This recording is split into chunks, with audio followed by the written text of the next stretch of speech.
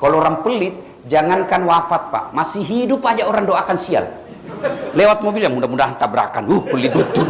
Tidak ada orang suka orang pelit itu, Bu. Demi Allah, tidak ada orang suka orang pelit. Bahkan orang pelit sekalipun tidak suka sama orang pelit. Itu jelek, itu pelit Pak. Iya toh? Iya Pak. Sedekahlah. Ibu-ibu, alladzina yunfikuna fis sarai wad dharra. Belanjakan hartamu. Sedekah. Bu, saya tidak tahu ibu-ibu. Biar dia sudah marah sama saya, pernah salah sama saya, dan dia datang minta maaf, disertai dengan berlian, langsung saya bilang, saya sudah lupakan semua dosa-dosamu. Mari itu berlian. Maka ketika Bapak mau menyambungkan kembali persaudaraan, sedekahlah. Dan sedekah itu tolak bala. Dan sedekah itu memperpanjang umur. Apa maksudnya panjang umur? Panjang umur bukan 100 tahun. 100 tahun susah Pak, tidak ada lagi enaknya Pak. Saya lihat ada orang sudah lebih 90 tahun, kulitnya ada itu Pak, melepuh. Nah, panjang umur adalah meskipun sudah wafat, orang masih mengenangnya. Dan biasanya itu orang dermawan. Kalau orang pelit, jangankan wafat Pak, masih hidup aja orang doakan sial. Lewat mobil yang mudah-mudahan tabrakan. Pelit betul. Tidak ada orang suka orang pelit itu, Bu. Demi Allah, tidak ada orang suka orang pelit. Bahkan orang pelit sekalipun tidak suka sama orang pelit. Itu jelek, itu pelit Pak. Iya toh? Iya Pak. Sedekahlah. Ibu-ibu, mohon maaf Ibu. Ini yang banyak semua berlian-berliannya. Kalau Ibu wafat, siapa yang pakai berliannya, Bu? Anak, bukan, istri kedua. Pasti kawin lagi suami, pasti. Pak Ketua, izin. Istri saya dengar ceramah saya ini, lalu dia bilang, Ustadz, jadi kalau saya meninggal nanti kamu mau kawin lagi? Saya bilang, kau sini sayang, kau duduk di sini. Saya bilang, sayangku, jangankan kau meninggal, kau masih hidup saja, saya selalu berpikir kawin lagi. Apalagi kalau kau sudah mati. Nah, ibu-ibu, daripada emas berlian dipakai istri kedua, mending kirim untuk alam kuburnya Ibu. Ustadz, saya mau terang kuburku nanti di akhirat. Caranya Ustadz gimana? Bayarkan listriknya masjid di kampung tiap bulan. Tidak seberapa. Itu sudah ada listriknya Ibu. Ustadz, saya mau punya spring bed nanti di kuburku Ustadz. Berikan spring bed anak-anak penghafal Quran di pondok. Insya Allah, Allah pasti jamin kuburmu nanti pakai spring bed. Tapi kalau pelit, wih, begitu Ibu datang, dia bilang, malaikat sudah lama kutunggu kau. Sedekahlah, sedekah.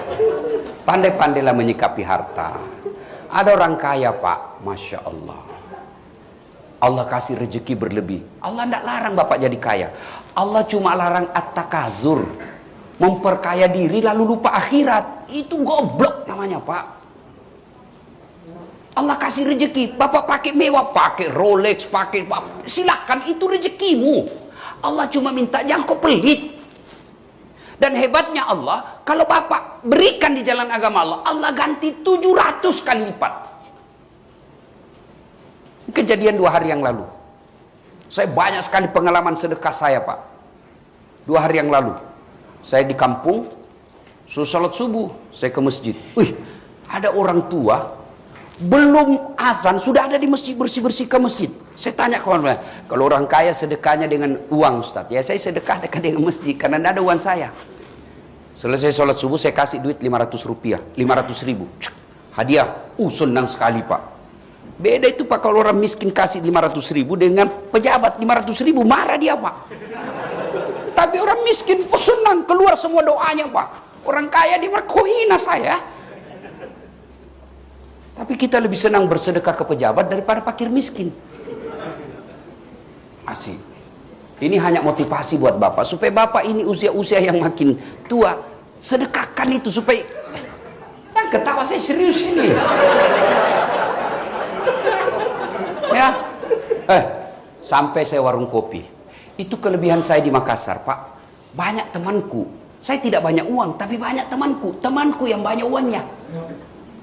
Ada orang Pak diberi kekayaan, akhirnya alhamdulillah anaknya dikirim ke luar negeri, sekolah favorit yang miliaran duitnya habis untuk sarjana.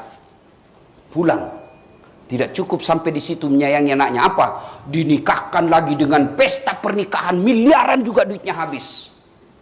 Sudah itu dibelikan lagi hadiah pengantin, mobil yang ratusan juta lagi harganya. Dikasih lagi rumah yang harganya miliaran. Lahir lagi anaknya, kita lagi yang ngurusi cucunya. Itu rezekinya anak keturunanmu. Allah marah? Tidak. Allah larang? Tidak. Tapi kalian keliru kalau anakmu kau bisa ongkosi miliaran tanpa kau pernah membangun rumah ibadah untuk akhiratmu. Anak yang diongkosi sampai miliaran, iya kalau dia ingat kita Pak. Kalau meninggal dia ingat kita. Anak kita ingat, tapi istrinya yang, mak, bapakmu terus, sudah mati bapakmu terus. Hancur kita Pak. Ada di sini bapak-bapak takut sama istrinya? Ada. Berhenti kau jadi laki-laki. Apa mau takut sama istri? Jadi kau Ustaz tidak takut sama istrimu? Demi Allah saya tidak takut sama istri saya. Cuma istri saya lebih berani. Masalah juga Pak. Ngamuk istri kalau marah Ustaz. Ngapa tidak apa-apa kalau ngamuk. Dia pecahkan piring Ustaz, pecahkan satu lusin. Dia pecahkan gelas, pecahkan semua. Kenapa? Piring gelas boleh dibeli, harga diri sebagai suami tidak boleh diinjak-injak istri. Takbir. Nah itulah takbir yang takut sama istri.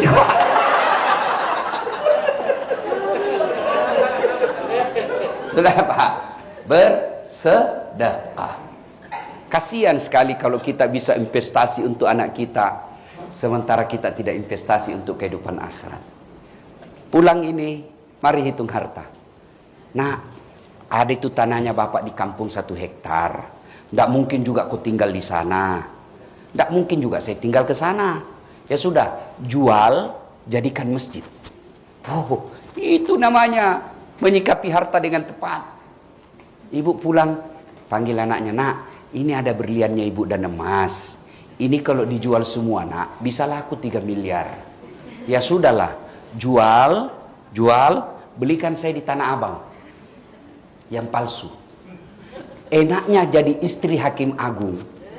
Biar palsu, orang tidak percaya.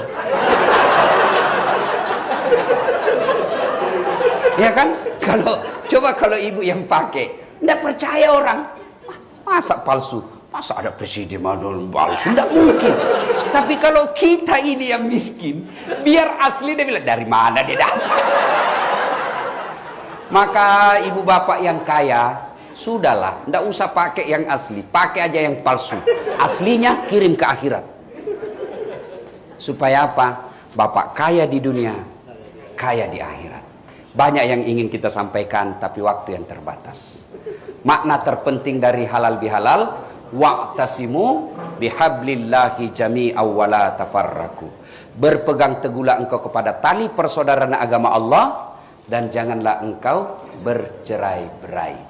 Innamal mu'minuna ikhwah. Sesungguhnya orang Islam itu bersaudara. Demikian, mudah-mudahan ada manfaat.